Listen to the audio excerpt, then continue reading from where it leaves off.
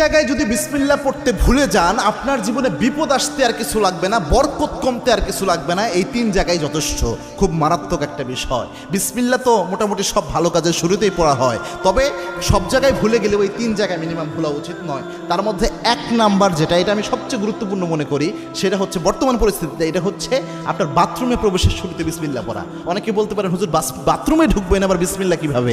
বাথরুমের শুরুতে তো আমরা আল্লাহুম্মা ইন্নী আউযু বিকা মিনাল খুবসি ওয়াল খাবাইস পড়ি, এটা না আমরা পড়ি। হ্যাঁ, এটার ব্যাপারে আল্লাহর হাবিব সাল্লাল্লাহু জানিয়েছেন, আল্লাহর হাবিব সাল্লাল্লাহু আলাইহি ওয়াসাল্লাম জানিয়েছেন, কোনো ব্যক্তি যদি বাথরুমে প্রবেশের সময় পড়ে আল্লাহুম্মা ইন্নী আউযু বিকা মিনাল খুবসি ওয়াল খাবাইস, এর ফজিলত হলো ওই ব্যক্তি বাথরুমে প্রবেশ করলে বাথরুমের মধ্যে যে দুষ্ট জিনগুলো থাকবে ওই ব্যক্তিকে দেখতে পাবে, কিন্তু কোনো ক্ষতি করতে পারবে না।